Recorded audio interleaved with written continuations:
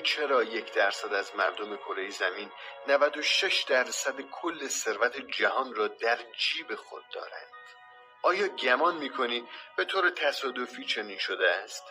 چنین مینماید اما چنین نیست.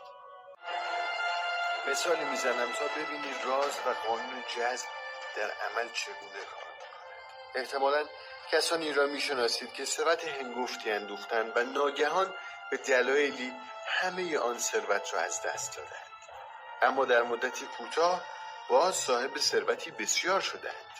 آنچه در این موارد اتفاق میافتد این است که آنها دانسته یا نادانسته ذهن خود را متوجه ثروت کردند و باز همچون سابق در مدتی کوتاه به ثروتی هنگفت رسیدند. فرایند قانون جذب در اینجا این است: آنها ذهن خود را متوجه ثروت می‌کنند، سپس ثروت را به دست می‌آورند.